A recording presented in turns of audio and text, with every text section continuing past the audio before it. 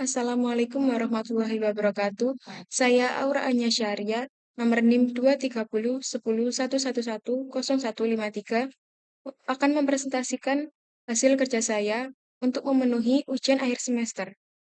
Saya dari PAI kelas E, Sejarah Pertumbuhan dan Perkembangan Pesantren di Indonesia. Ada beberapa materi yang saya sampaikan. Yang pertama, sejarah berdirinya pesantren. Yang kedua, macam-macam pesantren. Yang ketiga, perkembangan pesantren. Keempat, pertumbuhan pesantren. Kelima, sistem pembelajaran. Dan keenam, peran pesantren. Materi pertama, sejarah pesantren. Pendiri pesantren di Indonesia dipengaruhi oleh kedatangan Islam dan perkembangannya komunitas Muslim di Pulau Nusantara. Pesantren pertama kali didirikan oleh Syekh Maulana Malik Ibrahim. Beliau merupakan salah satu dari 9 wali songo yang berperan besar dalam pendirian pesantren di Jawa.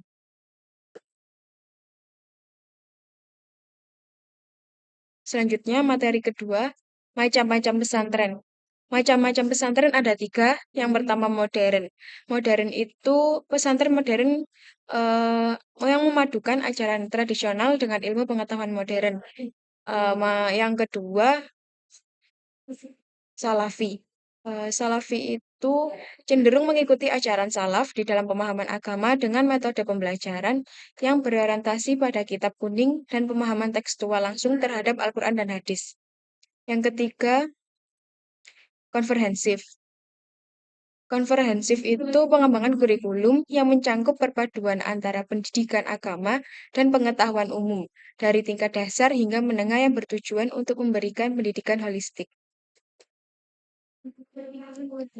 Materi selanjutnya, perkembangan pesantren. Perkembangan pesantren ada 3, inklusi akses teknologi, ekspansi internasional, dan pusat dakwah. Yang pertama itu pesantren yang mengadaptasi teknologi modern untuk mempercepat dan memperluas akses pendidikan. Yang kedua, pesantren terkenal di luar negeri sebagai pusat studi Islam yang inovatif. Dan yang ketiga, pesantren sebagai pusat pengembangan dan penyebaran dakwah Islam yang modern. Materi selanjutnya, pertumbuhan pesantren. Pertumbuhan pesantren yang salafi, faktor internal, minat masyarakat pada pendekatan agama yang lebih konservatif. Yang kedua, jaringan dan dukungan komunitas yang luas, serta adanya peran ulama atau tokoh agama. Faktor eksternal, situasi politik, sosial, ekonomi yang bisa mempengaruhi pertumbuhan pesantren. Selanjutnya, pesantren modern. Dipengaruhi oleh faktor-faktor perkembangan teknologi, kebutuhan keterampilan modern. Yang ketiga, pesantren komprehensif.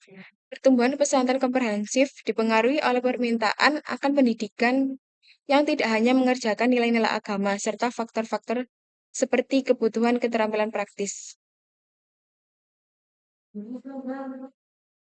Materi selanjutnya, sistem pembelajaran. Ada 3 sistem pembelajaran. Yang pertama, metode Sorogan, yaitu pembelajaran kolektif di bawah bimbingan sang kiai. Yang kedua, metode Bandongan, pembelajaran kelompok dengan guru bermukmin di pesantren. Yang ketiga, metode Talaki, pembelajaran saling membaca dan menghafal Al-Quran. Selanjutnya, peran pesantren.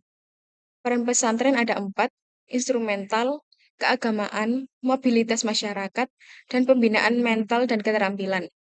Untuk instrumental, sebagai mengejawantahkan tujuan seperti dibentuk secara formal dan non-formal. Yang keagamaan, mengefektifkan usaha dalam penyiaran dan pengalaman ajaran agama. Yang ketiga, mobilitas masyarakat. Kepercayaan orang tua terhadap pesantren untuk membina anaknya.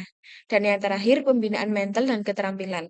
Meningkatkan kemandirian serta keterampilan dimiliki oleh para santri. Sekian dari saya, kurang lebihnya mohon dimaafkan. Wassalamualaikum warahmatullahi wabarakatuh.